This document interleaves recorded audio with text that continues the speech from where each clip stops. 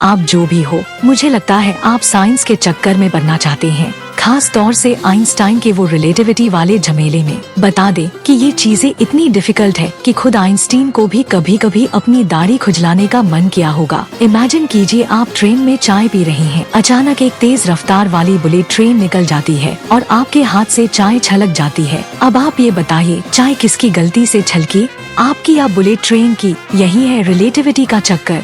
Einstein ने सिर्फ यही कहा है कि चीजें इतनी सीधी नहीं है। ये ज्यादातर देखने वाले के नजरिए पर डिपेंड करता है। मान लीजिए आपका दोस्त स्पेस में गया है, जो वहाँ से आपको वीडियो कॉल कर रहा है, तो हो सकता है आपको वो उल्टा लटका हुआ दिखाई दे रहा हो। हमें पता है कि ग्रेविटी एक फोर्स है जो हमें जमीन पर चिपकाए रखती है। आइंस्टाइन ने कहा कि ग्रेविटेशन पृथ्वी और सूरज के बीच का कोई जादू धागा नहीं, बल्कि एक गड्ढा है। आप जितने मोटे हैं उतना ही बड़ा गड्ढा बनाएंगे और उतने ही मजबूती से जमीन से चिपके रहेंगे।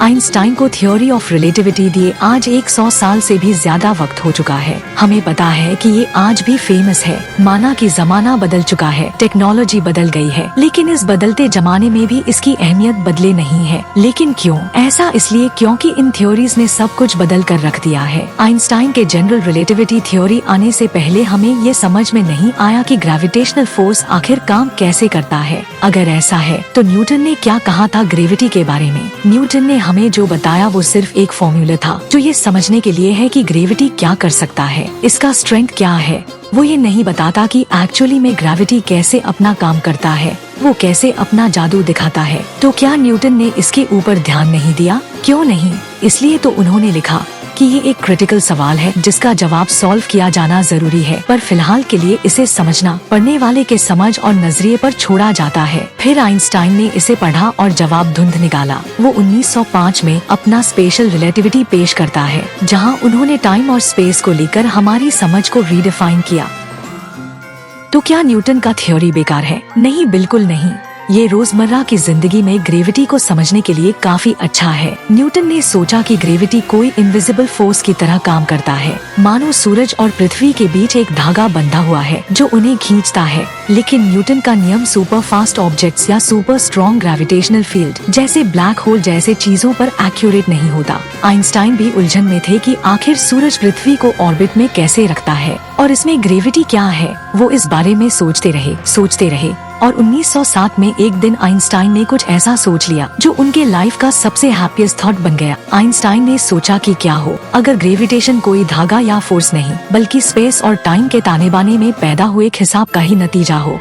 आइंस्टाइन ने एक घर के छत से गिरते हुए एक आदमी के बारे में इमेजिन किया। क्या उस गिरते हुए आदमी को किसी तरह के हिसाब का एहसास होगा? टेक्निकली उसे ऐसा लगना चाहिए जैसे वो वेटलेस हो गया हो। ये छोटा सा डेमोन्स्ट्रेशन देखिए। ये हमारे पास पानी की एक बोतल है जिसमें छेद है। ग्रेविटी की वजह से पानी बाहर गिर रही है। लेकिन अगर आइंस्टाइन सही है, अगर इस बोतल को नीचे गिरा दिया जाए तो पानी में ग्रेविटी का असर खत्म हो जाएगा। मतलब पानी को ग्रेविटी का एहसास नहीं होगा, इसलिए पानी का बाहर निकलना बंद हो जाना चाहिए। तब आइंस्टाइन को समझ में आया कि ग्रेविटी और मोशन के बीच कोई लिंक है। तो आइंस्टाइन को रियलाइज हुआ कि ग्रेविटी काम कैसे करता है। तो इसका मतलब क्या है? स्पेस का ताना बाना। अगर स्पेस में कोई मैटर नहीं है, कोई एनर्जी नहीं है, तो वो फ्लैट है। अगर आप उसमें कुछ रोल करते हैं, कुछ घुमाते हैं, तो ये एक स्ट्रेट लाइन पर चलता है। अगर स्पेस में सूरज है तो ये स्पेस टाइम को किसी फैब्रिक की तरह थोड़ा नीचे दबा देगा, जिससे स्पेस टाइम नीचे धंस जाएगा, बिल्कुल एक कुएं की तरह। लेकिन अगर इसके किनारे से पृथ्वी को मोशन में सेट किया जाए तो ये ऑर्बिट में चली जाती है, क्योंकि स्पेस टाइम का धंसा हुआ फैब्रिक इसे चारों तरफ से घेर रहा है। और ऐसे ही आइंस्टाइन के मुताबिक ग्रेविटी काम करता है। इसी तरह से स्पेस टाइम में सूरज के पैदा किए हुए दबाव के सपेट में आकर सारे प्लैनेट्स, एस्टेरॉइड्स इसके चारों तरफ घूमने लगते हैं।